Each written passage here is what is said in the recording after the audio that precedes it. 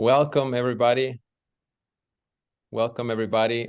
My name is Jaime Ponce. I'm the president of the North America chapter. And it's nice to have here with me many of the surgeons and leaders from the chapter. We're going to have a nice session and discussion of topics that are trending in our chapter. We're going to have three speakers. First, Dr. Pierre Garneau, which is a member at large of the executive board of the North America chapter. He's based at Montreal, Canada, and he's going to talk to us about same-day surgery, which is something very trending and very up-to-date. Then Dr. Radu Pescaros, he's also from Canada, Montreal, and he's the present vice president of CAPS, which is the Canadian Society. He's going to talk to us about endoscopic therapies for management of complications. And then finally, our great leader in ASMBS, Marina Kurian, president of the ASMBS from New York. She's going to talk about cost of obesity, which is now trending as well with especially the new medications and the different costs. Just to remind everybody, you can submit your questions in the chat. We're going to have a discussion after the presentation, which is going to be very nice. And this is going to be recorded, so you can watch it later on the YouTube channel, on IFSO Academy Facebook page. And so we'll have all this recorded for you. So let's start with the first presenter, Pierre. Very much, Dr. Ponce, Dr. Di Maria, and Dr. Maller, to give me the opportunity to present today this very interesting subject on the same-day bariatric surgery. This is my slide for conflict of interest. As you see, nothing will interfere with my presentation today. This is the case mix disclosure from our university hospital. As you see, we do a lot of different type of surgery, a lot of sleeve gastrectomy, and if you do a lot of sleeve gastrectomy, you will have a lot of revisional surgery as well. Okay, let's start. Where come the fear of the ambulatory surgery for bariatric surgery? This is a very interesting paper from Dr. Di Maria, published in Source 2007, looking at more than 2,000 patients in prospective data from 1995 to 2004. And at that time, the mortality rate in the literature was always around 0 to 1.5%. But if you look closely, doesn't correlate with the type of patient we have for the surgery. Example here in the same study, if you look at the odds ratio, any patient with a high BMI, male gender, or high blood pressure, or risk of pulmonary embolism, or ager patient will face a odds ratio higher for mortality rate. And if you combine many comorbidity together, you see that you're going to increase the mortality rate. And this is an example where if you had all of those risk factors, the mortality rate will raise an insane number of mortality rate. And probably those type of numbers has been part of the fear of bariatric surgery and the complexity of the surgery. But with time, the surgical approach has totally changed for bariatric surgery. If you look at this interesting article in Annals of Surgery in 2020, they look at all the surgery done in USA from 1993 to 2016 with close to 2 million patients. And as you see, as we could expect, we saw a huge shift from the open surgery to the laparoscopic surgery. And if you look at the complication rate, a massive drop of complication rate, and same thing for the mortality. And as you remember, at the end of 1990s and the beginning of 2000, the banded surgery was very popular, and the risk of those day surgery was really low compared to the previous open surgery. I think any surgeon now understands the concept of ERAS protocol. ERAS protocol has been developed in colorectal surgery with massive improvement for morbidity and comorbidity and mortality. But what we found with the ERAS protocol is with time, the major reason for longer hospital stay are mainly related to pain and nausea. If you don't control those two symptoms, you will have our problem to discharge your patient. In 1916, in obesity surgery, we published our first paper on full ambulatory laparoscopic sleeve gastrectomy. During the period of time between 2012 and 2015, we did close to 980 patients with sleeve gastrectomy, and 1/3 of those patients has been done as ambulatory surgery. Most of them was primary sleeve gastrectomy, and a few cases of sleeve gastrectomy after band. And for our study, we use different exclusion criteria from the Maria study. And in our patient selection, any patient over 50 years old were excluded, BMI over 50 were excluded, ASA score more than 4, and the obesity severity score grade C, and any patient with insulin dependent for type 2 diabetes were excluded, and same thing for poor controlled hypertension. This slide shows the characteristic of our patient group, and as you see, most of them, like 45%, had comorbidity. The mean age was around 39, and the BMI score was around 44. If you look at the preoperative phase, most of the work was focused on the low diet for 2 weeks, nutritional counseling, and the nutritional course. And if you look at the surgical phase, nothing special, regular medication, and no control on the anesthesiologist's choice of medication.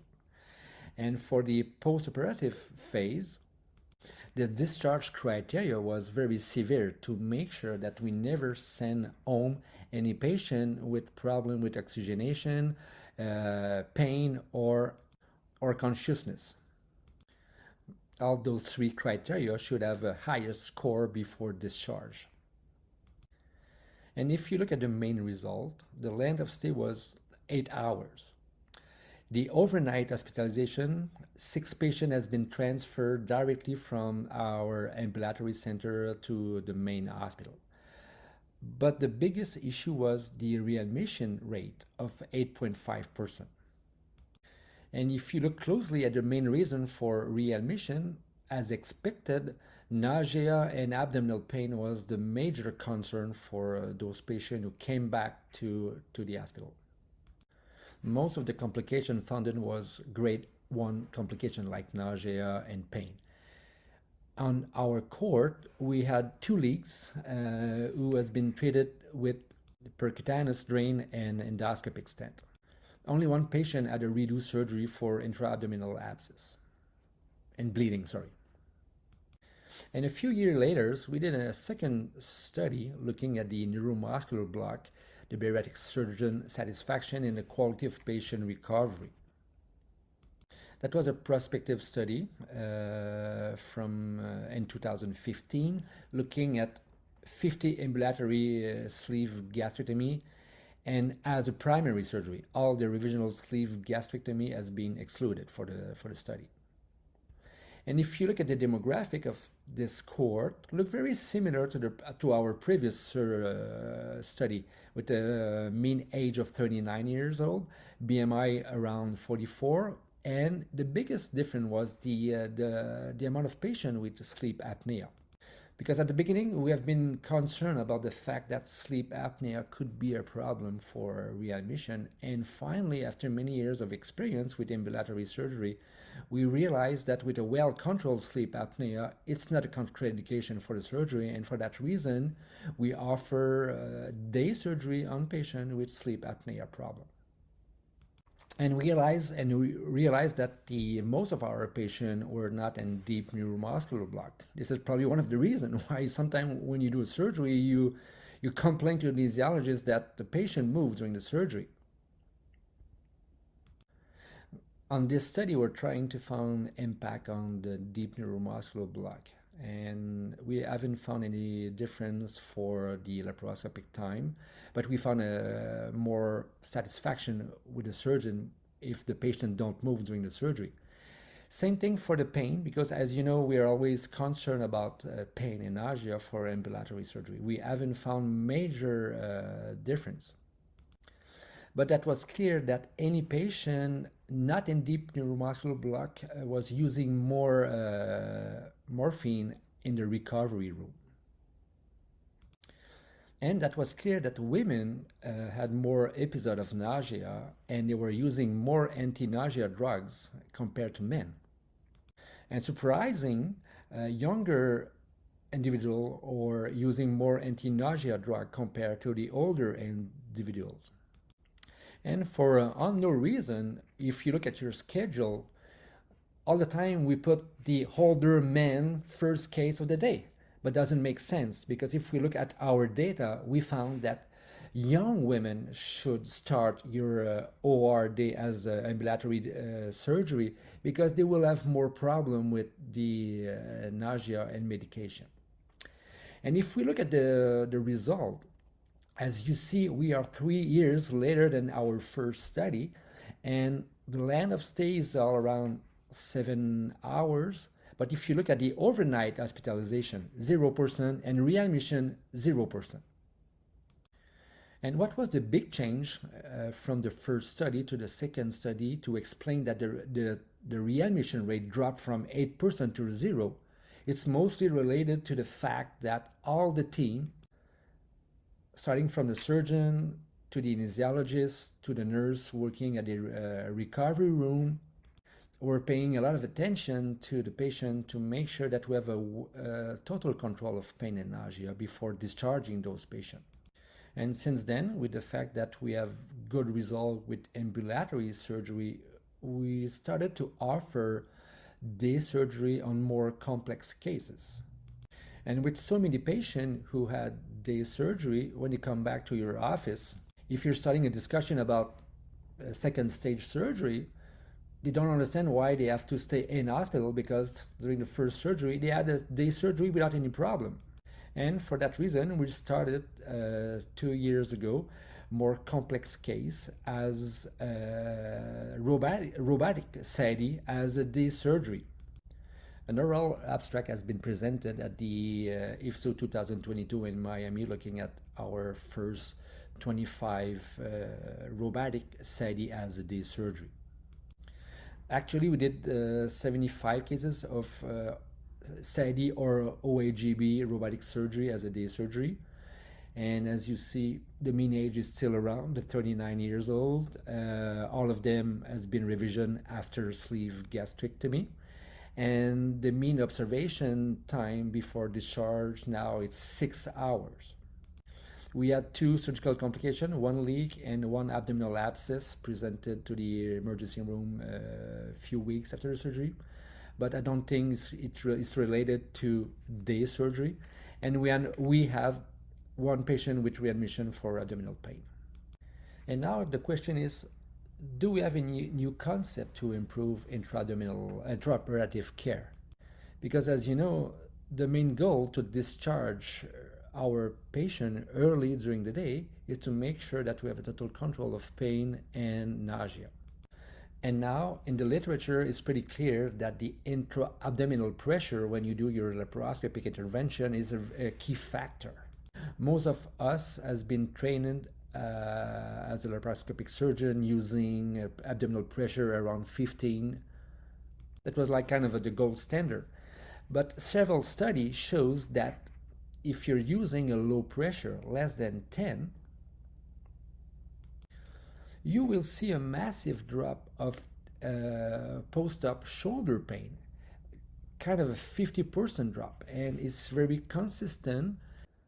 Hour and hour after the surgery, the same benefit will be faced from the fact that if you're using low pressure, you will have better result for the shoulder pain.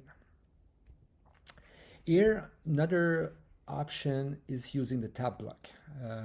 If you're using tab block as a surgeon, or if you're an anesthesiologist, use tab block for your patient, it's clear that your patient will use less opioid after the surgery. This is a massive improvement as well. In conclusion, the ambulatory bariatric surgery is safe and secure in selected patients. Patients with less neuromuscular block require more pain relief medication in the recovery room. Young women require more anti-nausea drug. And low abdominal pressure decreases post-op abdominal pain. And the preoperative tab decreases the amount of post-op opioid. Thank you very much. Hello, everyone. Thank you to the IFSO North American chapter for the opportunity to present on this challenging but captivating topic. As you all know, sleeve gastrectomy leaks are some of the most difficult to manage complications following bariatric surgery. As this is a heterogeneous patient population, we need a clear radiological endoscopic classification, and this hopefully will help us better manage these patients. Although multiple endoscopic management options are available, at this point, we don't have a precise treatment algorithm. So what do we need to know in the initial evaluation? First of all, we need to know the location of the leak, most often situated at the angle of His, but occasionally more distal. We want to know the size of the defect, as a 2 mm leak is not treated the same way as a 3 cm dehiscence. We also want to know how the infection is spreading. Is it in a perigastric manner? Is it diffusely into the peritoneal cavity? Or is it lateralizing to an adjacent organ? Whether there is an associated downstream stenosis is also very important, and we must treat these accordingly. As per any GI fistula, the presence of foreign bodies or devitalized tissue is also important and has to be taken care of. Finally, we have to optimize the nutritional status and the septic status of the patient. Now, how do we classify these leaks radiologically? So this is a comprehensive classification by the Melbourne group that was published last year. And they basically looked at the CTs of these patients and divided these leaks into 4 different categories. Type 1 being a phlegmon, type 2 being a perigastric abscess, type 3 being a free contrast leak, and finally type 4, it's not a leak anymore, but it has become a chronic fistula. So if we go step by step, type 1A is a phlegmon, type 1B is a phlegmon with a bit of air inside, and these can oftentimes be treated conservatively. Type 2 is a perigastric abscess, 2A is an abscess with a bit of gas inside, and 2B an abscess that is an extensive fluid and gas collection. Type 3A is a contained contrast leak, and 3B is uncontained, a leak that flows freely into the peritoneal cavity, and the patients will have multiple collections inside the belly. Finally, the leak has transformed into a fistula, so the infection is draining into an adjacent GI organ or into the skin or pleura. Now, what about timing? We know timing is essential, and this was from the original publication, the consensus statement in 2012 by Dr. Rosenthal and colleagues. So they basically classify leaks into 4 categories. Acute leak happening within 1 week from the index surgery, an early leak between 1 and 6 weeks post-op, late between 6 weeks and 12 weeks, and finally, once the leak reached a 3-month period, it becomes chronic or is classified as chronic. Besides the leak itself, it's important to diagnose and deal with these functional sleeve stenoses. These usually occur in caesura, and they're frequently associated with especially the persistent leaks and fistulas. We usually diagnose these on endoscopy. Occasionally upper GI studies and 3D CTs can be helpful. The goals of the treatment is to decrease that intragastric pressure so that gastric contents can go down towards the pylorus and not inside the cavity. So how do we accomplish this? We have 3 options. The achalasia balloon dilatations with these big balloons. They go from 30 to 40 millimeters in size. We have the long bariatric stents that if they extend beyond the incisura, they can help with that as well. Finally, the new kid on the block is the G-POEM. So it's basically an endoscopic myotomy centered on the incisura using the tools and techniques borrowed from third space endoscopy procedures. And we have had a few successes with more proximal stenoses and even some of the helical stenosis of the incisura. This is a patient that was undergoing cholecystectomy and at the same time needed an achalasia balloon dilatation. So we took advantage and took a couple of intraoperative pictures. And you can see here, we have the gastroscope inside the stomach, and the proximal and distal stomachs are distending nicely, and the incisura is fixed and kind of stuck there. So we're distending with the 30 millimeter achalasia balloon, so you can see the nice stretch laparoscopically. And also endoscopically on the right-hand side, you can see that blanching of the mucosa, showing that tightness at the incisura that is being dilated. So how do we treat these leaks endoscopically? What are the different options? We have four main options and a combination of options. So we have the closure techniques, we have the exclusion techniques, we know how to do internal drainage, we know how to position these occlusive devices, and finally we can use a combination of these, for example, both exclude and create an internal drainage at the same time. So we'll see each of these individually. The first option, the closure techniques. So we have the through the scope clips, the over the scope clips, which are the bigger clips, and the endoscopic suturing. What's important to know with these is that they have a fairly limited use in the leaks post-sleeve gastrectomy, unless you're post-op 1, unless it's very early and you have very healthy surrounding tissues. Otherwise, these are not going to hold. In terms of the exclusion techniques, we have the covered stents, the long bariatric stents, and sometimes you can use the partially covered stents as well. Their main advantages: first, no advanced skills are required. They also take care of the downstream stenosis if long enough and project distally to the incisura, and at least in theory, they allow for early oral intake. They also have disadvantages as well. Number one is patient discomfort, which is a pretty big problem in some patients. Stent migration is also something that has to be dealt with occasionally. And finally, stent erosions, although rare, especially if the stent is kept in for less than 4 to 6 weeks, it's something that happens occasionally. It's always a big problem when it happens. So this is an example of a type 3A early leak. So the patient was brought to the operating room and endoscopic management was accomplished. We find this rather large leak in the distal sleeve, and the patient was referred to us with a percutaneous drain in place already. So we washed the cavity out, and we noticed there's a bit of tightness of the incisura.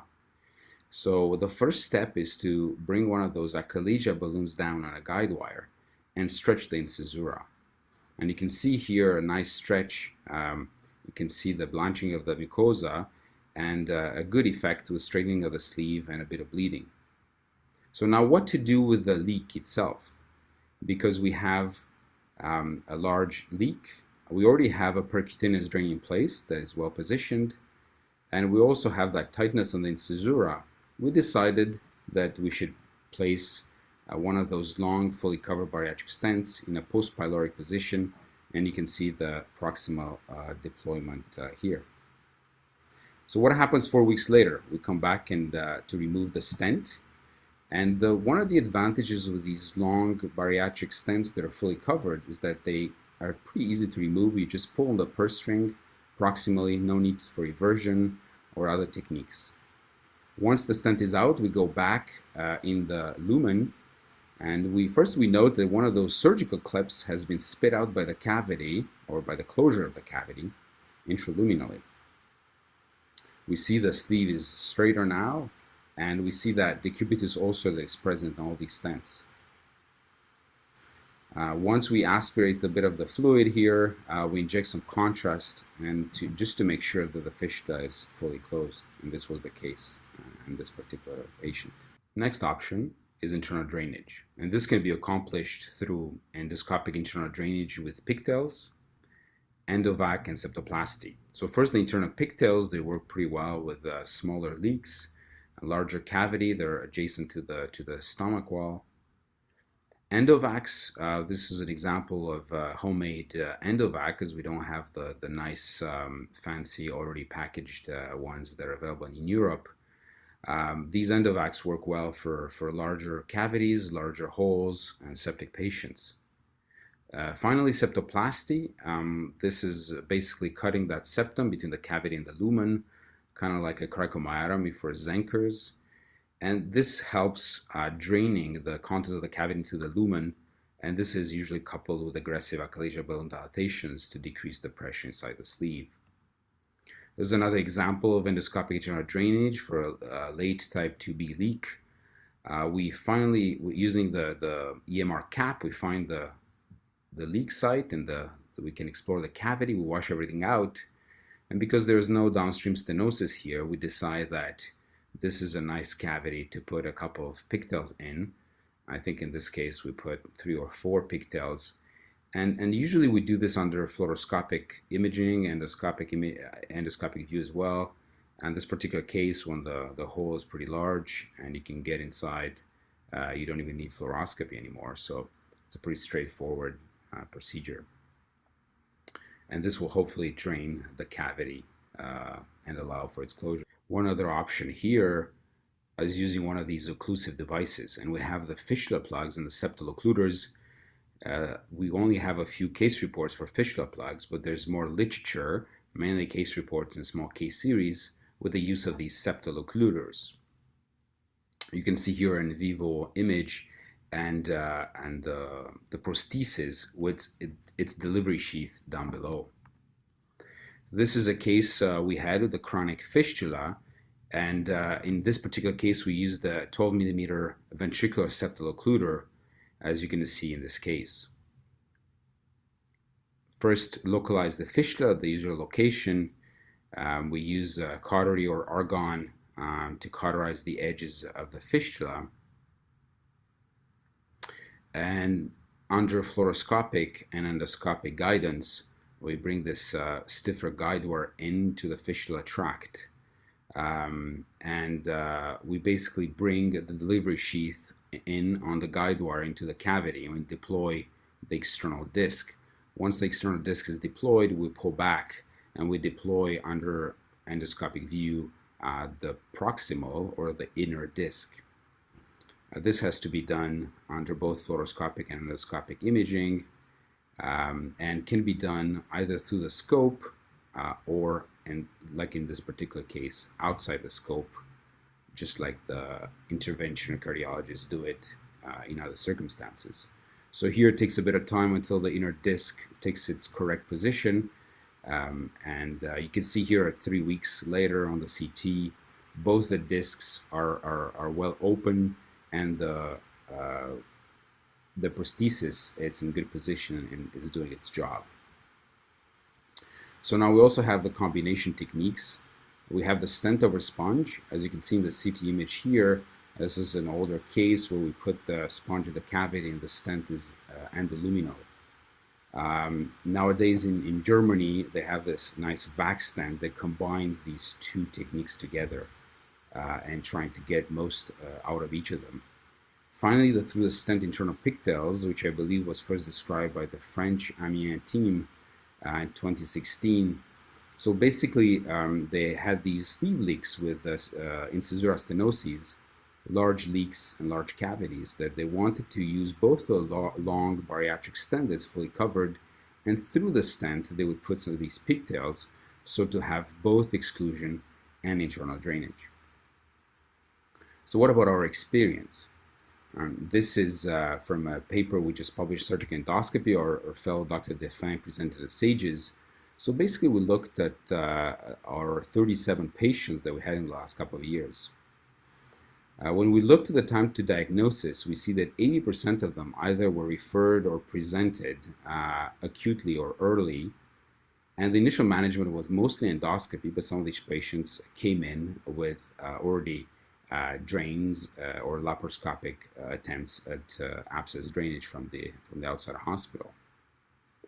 In terms of treatment modalities, we have stents and pigtails, but we also have septoplasty, EVAC therapy, as you can see some of the other rarer procedures such as cardiac septal occluders. But overall, if we look at the whole series, we had an 81% success rate with endoscopic treatment. However, if the patients presented or were referred within 6 weeks, there was a 97% success rate. Also to note, about a quarter of these patients underwent concomitant achalasia balloon dilatation for a sleeve stenosis. In conclusion, it's clear that early diagnosis and management is mandatory and it allows for better outcomes for endoscopic treatment. We have to consider functional stenosis of the incisura every time we have one of these cases and treat it accordingly. Also, an individual patient may need multiple endoscopic modalities, and we have to adapt to the changing clinical scenario in these patients. Ideally, we have to tailor our approach to every patient that has different radiological endoscopic characteristics of their leaks.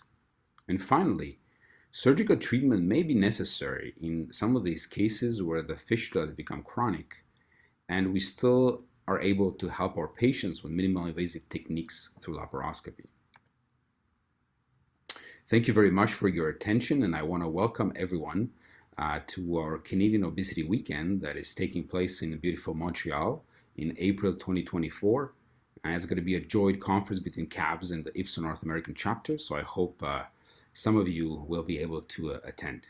Thank you very much for your attention, and I'll be looking forward to the discussion. Hello, everyone, and thanks so much for joining us for the North American chapter session. And this is the lecture on the cost of obesity treatment. I'm Marina Kurian, and I guess these disclosures are not relevant to my talk today, but I would say the biggest disclosure I have is that I do not know all the answers. So the incidence in the US is about 42% of adults have obesity, and this is predicted to go up to about 58% by 2035. The World Health Organization has said that worldwide obesity has tripled since 1975, that there are 1.9 billion adults 18 and older that are overweight, and of these, 650 million were obese. And the biggest problem that I see on this slide is that 40 million children under the age of 5 were overweight or obese in 2020, and as we all know, obese children can become obese adults. And I think when we talk about the cost of obesity, we have to look at the treatments and what we can hope to achieve and achieve a balance, if we will. So how are we going to affect the obesity-related health conditions? Is it going to be with metabolic and bariatric surgery, or is it going to be with AOMs? Or is it going to be with both? Just wanted to let you guys know that in 2021, in the US, we did close to 263,000 cases, and in 2022, we actually did close to 280,000 cases. And unfortunately, I do think that in 2023, our numbers will be down. Many of our colleagues have seen a reduction of 10 to 20% in their practices in terms of the number of surgeries, and others have seen an increase in the number of surgeries. And I do believe that it's sort of regional, and where the patients have access to surgery and also where they have access to medications. So how are we going to really measure cost? And is it going to be a direct cost where we measure the cost of materials and services? Is it quality adjusted life years, which we then use to look at the incremental cost effectiveness ratio? And in this instance, we'd be looking at two possible interventions, which are bariatric surgery and medications. And a quality adjusted life year is really the academic standard for measuring how well different kinds of interventions lengthen or improve patients' lives, and has become a metric for cost effectiveness analysis in the US and around the world.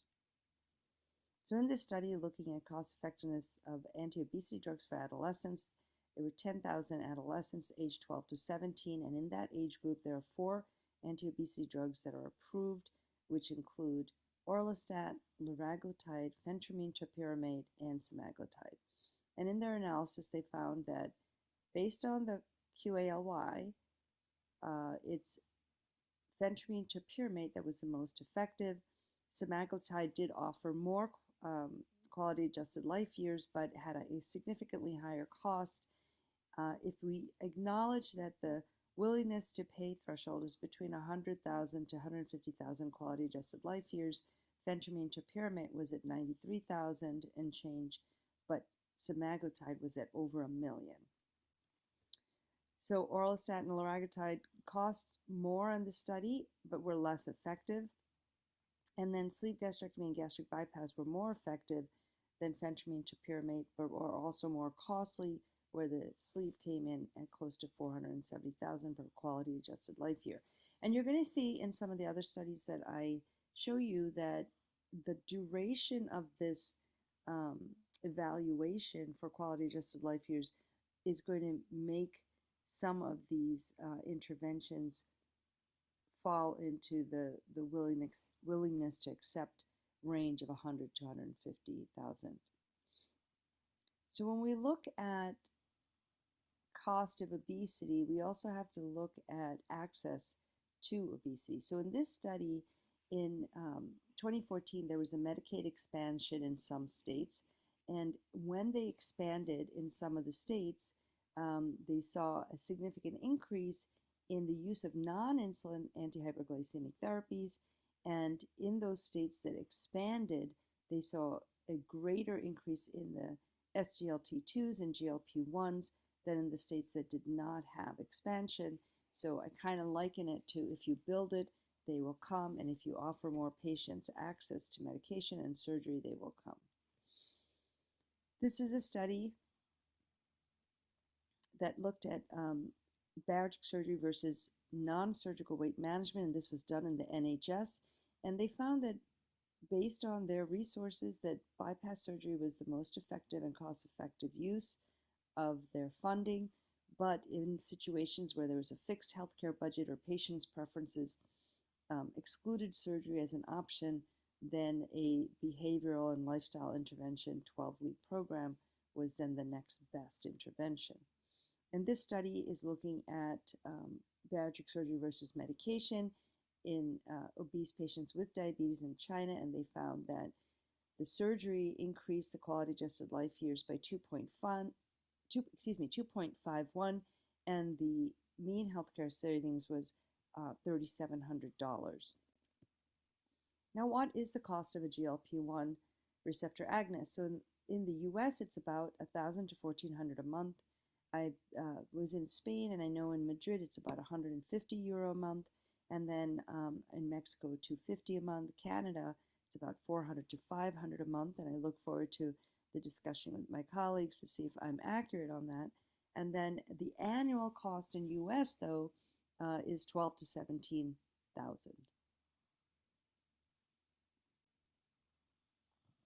Now, this is not a typo. I did put GLP exclamation point receptor agonist because in the US, the cost of the GLP-1s is not going unnoticed, and there are major health systems that are limiting the use of GLP-1 receptor agonists for the treatment of obesity due to the cost, and considering step therapy in that some patients will be able to get it if they have severe enough health burden. And these are just some of the health systems that are looking at this, and you can see that the cost annually to treat their employees who qualified was $25 to $65 million annually. Now, the cost of surgery is also significant. So in New York City for a sleeve, it's about $42,000, and you can see that in Texas, South Carolina, you see the range that it is significantly more than it is in Mexico. And Mexico comes in at 4.8 thousand. So this is a look at cost effectiveness of bariatric surgery in adolescents, and this was done with Lee Kaplan and others. And you can see after 3 years that yes, there was an improvement and an increase in quality adjusted life years, but the cost was $154,000. But then if you extrapolated this to 4 and then 5 years, you see that this falls into that acceptable category of $100,000 to $150,000 per quality adjusted life year. This is a study on MASH and looking at cost effectiveness. And they looked at overweight and obese patients with MASH. And the reason I put this in is this is our other epidemic that's going on. And medications can treat MASH, but also surgery.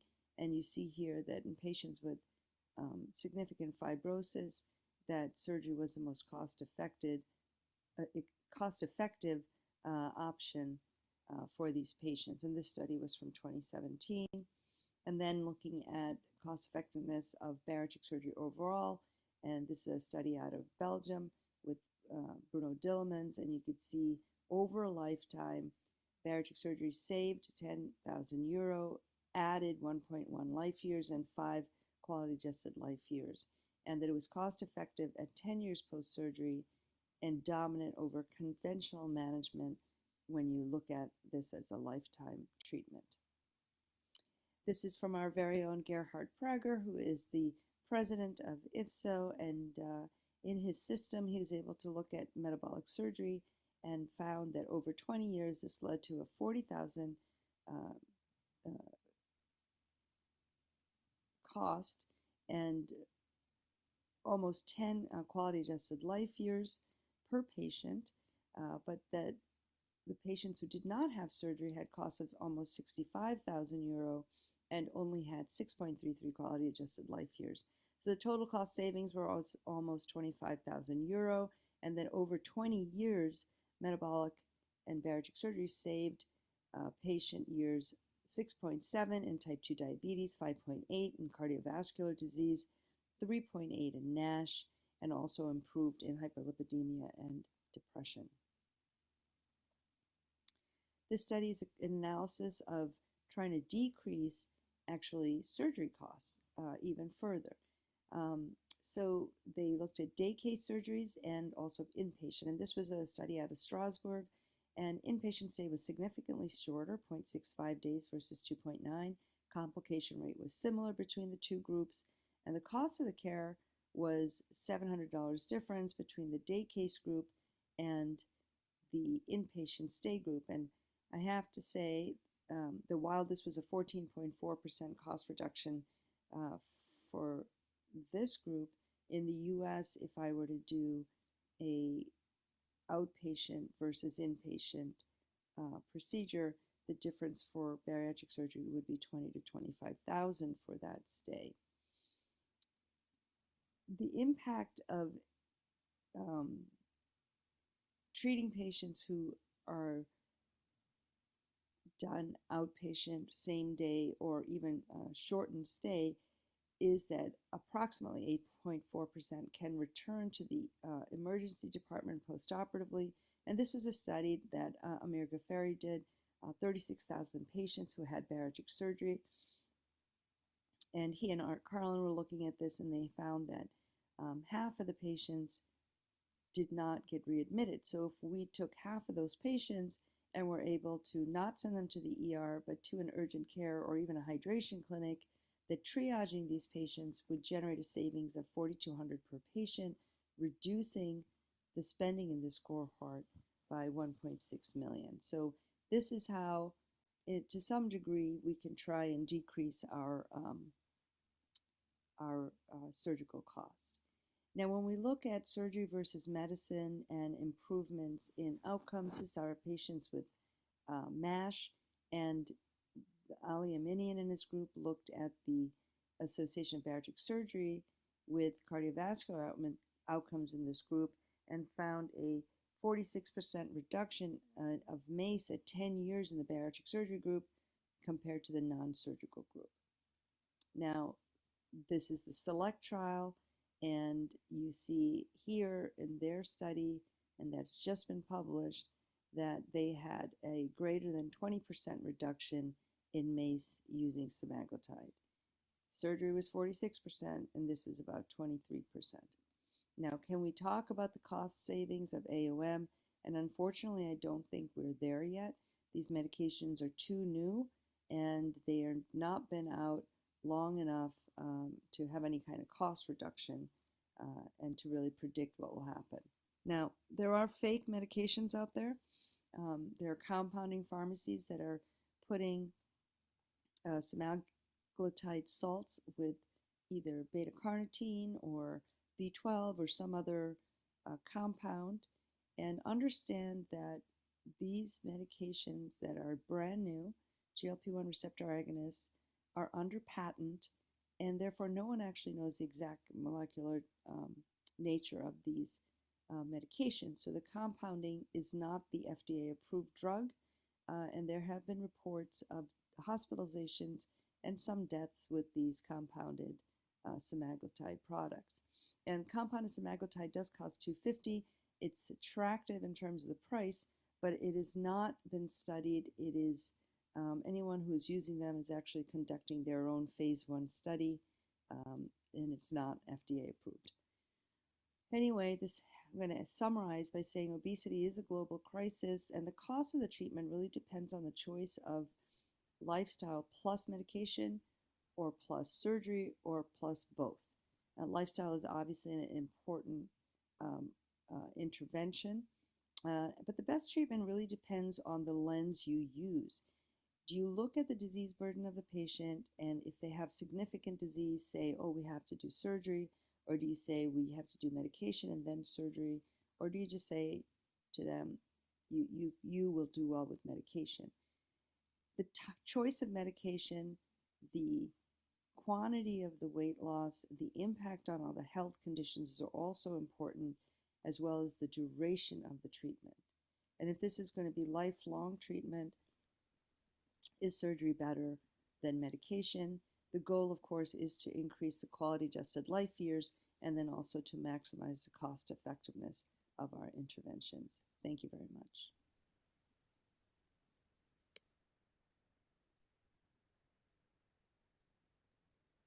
That was amazing. Like, can I get a massage? Do a CBD oil massage? That was amazing. Jaime, you're muted, unless you want me to start.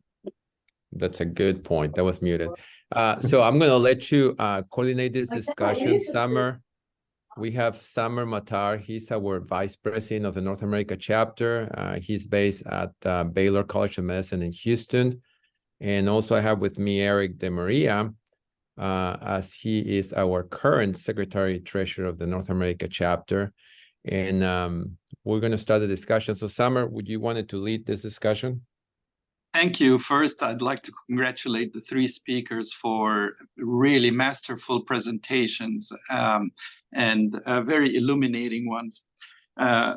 Dr. Kurian, I'd like to ask you the first question. You know, you mentioned at the beginning of your talk about the downturn that we're experiencing on a national level of bariatric cases.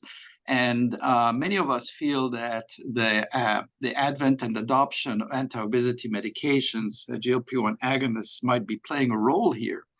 And I'd like to take advantage of the fact that you have familiarity with surgeons around the world, and we have a global audience here. And I wondered if our colleagues around the world who have access to these medications, are they also experiencing a downturn in bariatric operations? Thank you so much for that question, Samer. And yes, in some of the countries there is a downturn.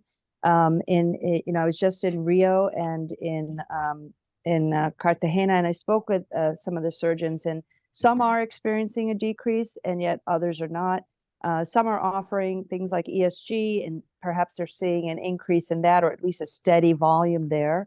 I think when I was in Madrid, Andres Sanchez Pernote's group presented on medical weight loss with their endocrinologist, and she presented that they followed people for a year, and they put all of them on GLP-1 for the year. And at the end of the year, 51% of the patients said that they would not move forward with surgery, which was stunning. But they were engaged in their practice and in the protocols that they have. And what they did as sub-analysis is they figured out that the patients who lost a little bit more weight, you know, they were not super responders, but they lost like 5 to 6% more than the other patients. they were the ones that were more likely to be like, hey, this is enough weight loss and I don't want to go through the surgery. Whereas the patients that didn't lose as much, and I think it was like 29% versus 35% of weight loss. And I don't think it was total body weight loss. I can't remember the exact numbers, but the point is that some of those patients did sorry about that, did do better. The ones that did better were the ones that were going to stick to the medication. In our system, I have patients that I've placed on meds for a long time, and the problem is accessibility. The problem is they switched insurance. Are they going to get it covered? I do think, and this is not your question, but I do think we're going to see an uptick in the number of cases in the next few months. I was hopeful, because I am eternally optimistic, that we'd see that by December, but I'm not sure if we are. Thank you so much. Just 2 points that I wanted the audience to also know is that GLP-1s are not necessarily the panacea. We know that there are 15% of patients, of people who take GLP-1 agonists, lose less than 5% of the weight. So it's not really as effective as surgery, at least in the early stages. And also the FDA recently issued a warning that there appears to be an increased tendency for depression and even suicide ideation in patients. They've had 150 reports of increased suicidal tendencies. Hey, Summer, can I make a comment? So I was talking about cost. Medications in the United States are significantly higher cost than the rest of the world, as you mentioned it, Marina. And that's also creating, as we have medical tourism for surgery, cheaper surgery in Mexico, we also have medical or pharmacology tourism to Mexico and Canada. So Americans are going to other countries to buy the GLP-1s. But my point here is that the medications are so expensive that some insurance companies are noticing the cost, as you mentioned. Some insurance companies that were covering the GLP-1s are stopped covering it. That's not very frequent, but it's already happening. I heard another coverage situation like Mayo Clinic, their employees have coverage for anti-obesity medication, GLP-1, Wegovy, only up to $20,000. So that will cover them for about a year and a half, and then they will stop. And so what is the patient going to do after that? So you have any comments about that potential cost problem that we're going to have with the GLP-1s in the United States? Eventually, the insurance will stop some of that coverage.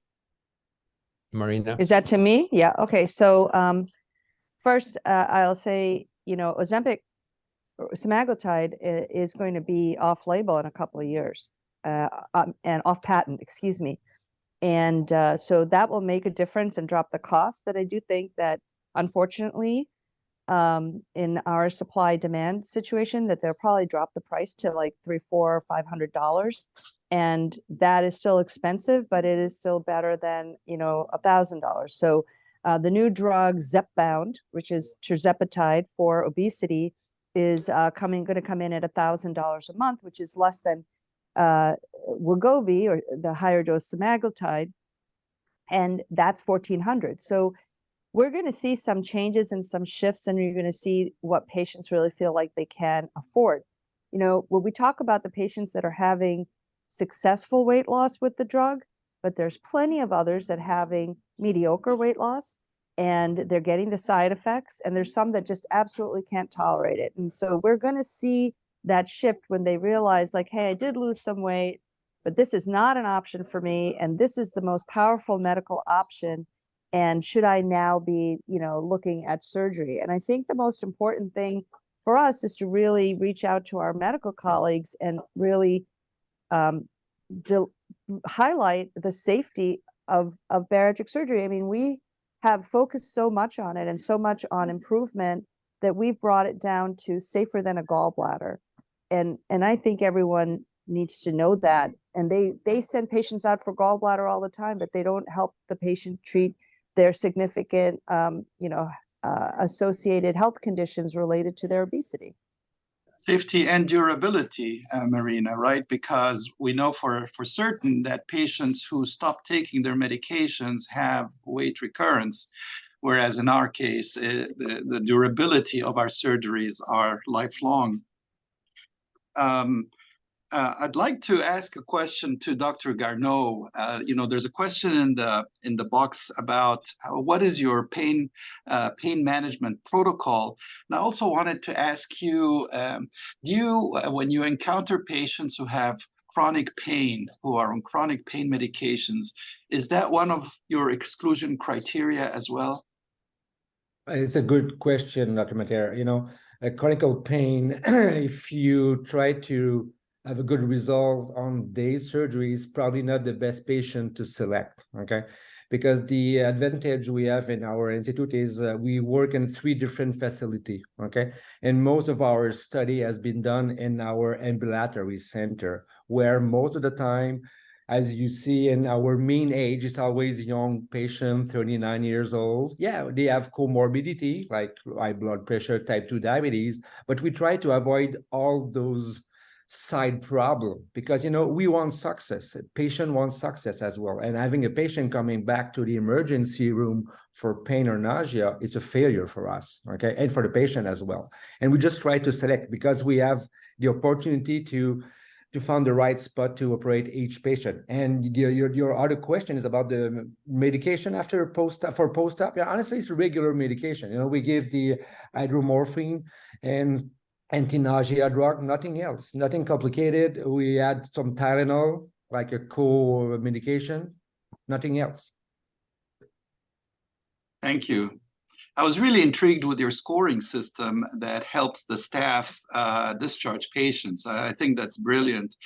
And I wondered, many other clinicians who do, or surgeons who do ambulatory surgery have a habit or a rule or in the protocol. They bring the patients back the next day for intravenous fluid maintenance or rehydration.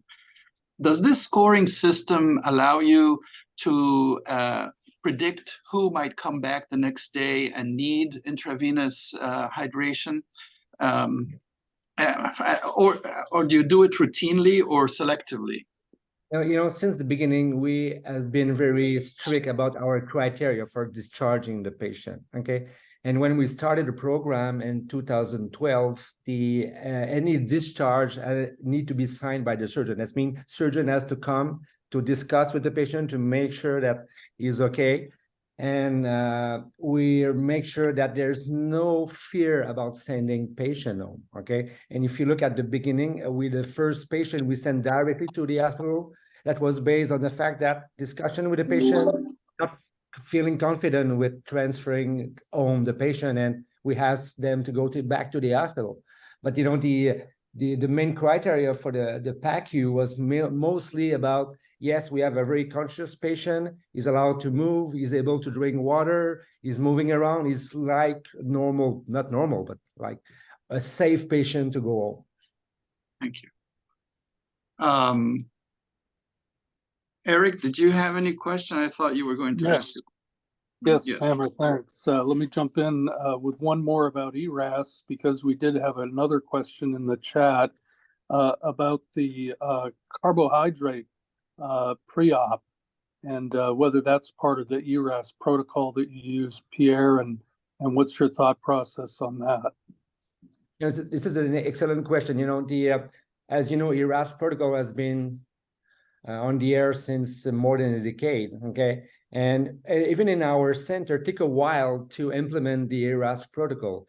But the thing is very important about the hydration. Now we allow our patient to drink clear liquid until 2 hours prior to the surgery. I think this is very important.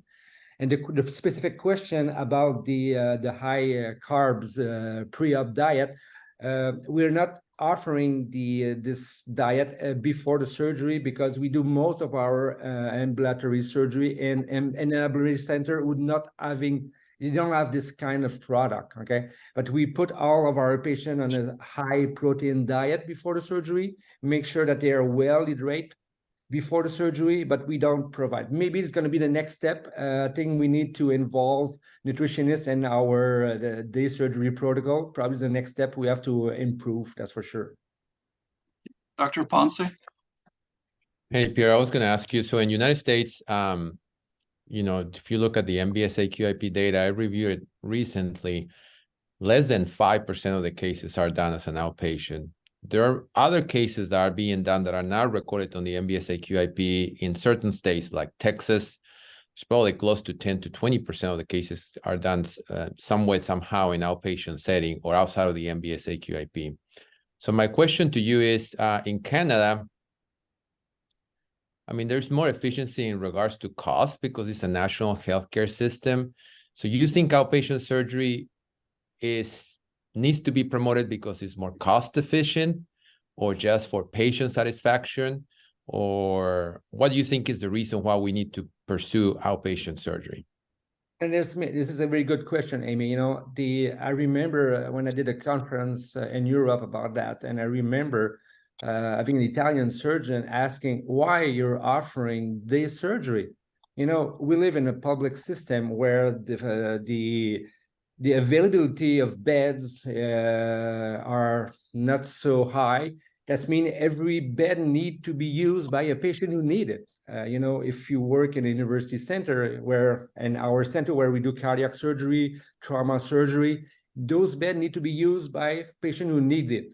And we prove that our patients are very satisfied with day surgery. And you know what? At the beginning, I remember the discussion we had, that was more difficult because nobody had day surgery for bariatric surgery at the beginning. Now it's totally reverse. You know, when we tell to our patient, for whatever the reason, we need to keep you in hospital, they're not happy because they know that we're able to do it. And for the money-wise, as you know, we save money on the public system because we have a clear proof that we cut maybe by 40% the expense on any surgery just because the patient don't stay in hospital. Thank you. Amazing. Dr. Thank you. Scaras, that was a great summary of options in treating these very troublesome complications of sleeves. I was intrigued also by your septal occluder. It really looked very nice and effective. I wonder, is this a permanent option or do you go back and remove it? And if it was permanent, how does it affect the conduct of surgery for those patients who might receive revision to, say, gastric bypass in the future? Thank you for the question. Indeed, I mean, these are, first of all, these are selected patients. These are patients that failed other endoscopic procedures. These are patients that, you know, the leak is not a leak anymore. It becomes a fistula. And we pretty much tried everything to save the patient from a complex revisional surgery. So these are placed there and they're going to stay permanently. And we had some cases of revisional surgeries. Actually, we just had one last week. We had to, one of these cardiac occluders wasn't occluding very well. So we had to remove it laparoscopically, and it's quite easy to remove. And as you all know, the dissection in these cases is difficult, but it's not because of the occluder. The occluder, you just pull on it and it comes out easy. And we don't have the feeling that it's gonna increase the size of the leak or anything like that. So, thank you, Jaime. I'd like to ask a quick follow-up on the sleeve leak topic. Again, I agree with Samer. Great talk. All three talks were wonderful. But can you comment on the functional sleeve stenosis at the incisura and whether that's something that we should always assume exists? Because I have noticed over many years a lot of variability in how significant a narrowing you might find there. Sometimes it really doesn't seem like much of an issue, but should we simply assume it's there and always treat it? Or is there some criteria that we should use? Yeah, this highlights an important point. I think these functional stenoses at the incisura are important to diagnose. And The traditional teaching in GI endoscopy is that if the scope goes through something, it probably means it's not a significant stenosis, and that it's not true about these sleeve stenosis cases. So I think we have to scope a lot of these patients. I think ideally we scope our own patients intra-op to know what a normal sleeve should look like, and then we can kind of identify these patients. And I think our threshold should be very low in dilating with achalasia balloon these functional stenoses.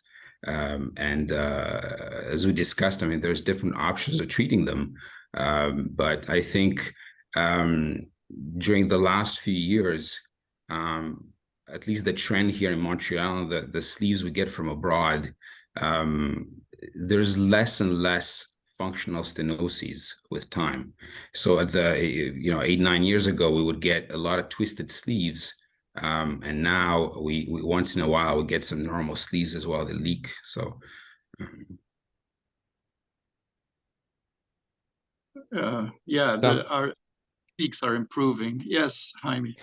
So I was gonna ask Radu. So now, I mean, leaks used to be more common in the past. When we started doing sleeves, they were up to 1%, 2% maybe. Now they're rare, extremely rare. If you look at even the MBSA QIP data, continue to be very small, decimal of a percentage. But should we have like experienced leak centers managing those instead of just having randomly managed by endoscopies that may not have this? I mean, do you think that's what we need to move on? Because there's so much advancement on the technology and the skills of an endoscopy that probably those leaks can be managed on a center with expertise. What do you think?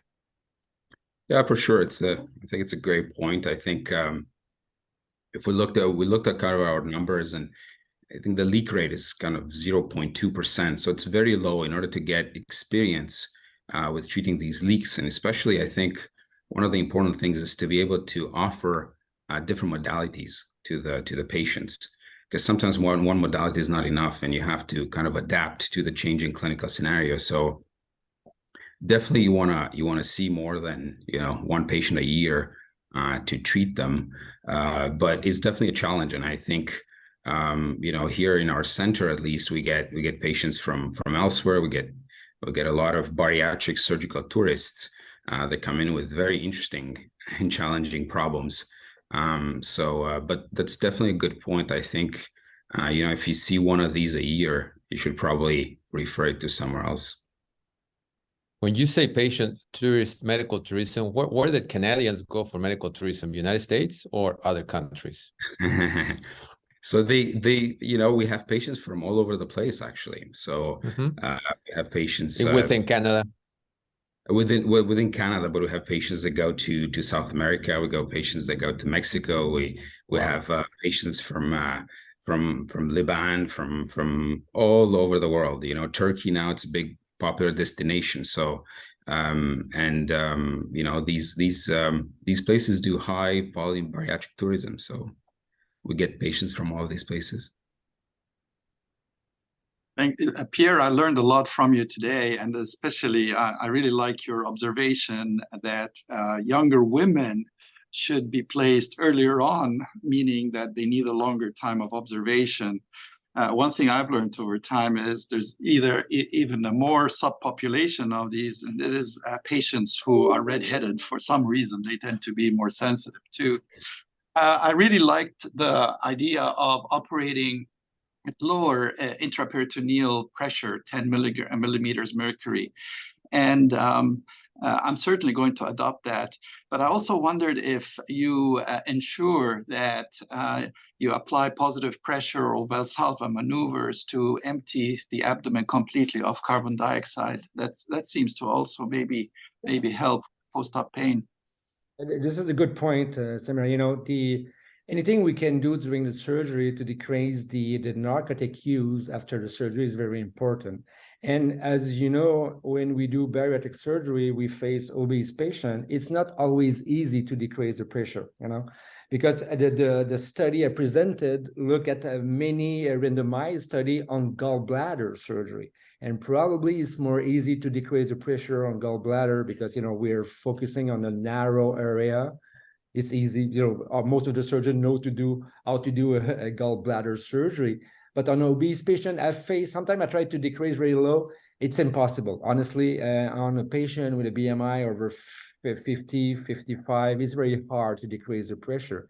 But, I realized that with the time, that more experience we have, not on a surgical point of view, but all the medication we give during the surgery and after the surgery, now I think the abdominal pressure doesn't affect as much as we could expect for the abdominal pain, because since the last few years I haven't changed my abdominal pressure during the surgery, but we see a huge improvement on the quality of care, the fact that our patients don't come back to the emergency department for post-op follow-up.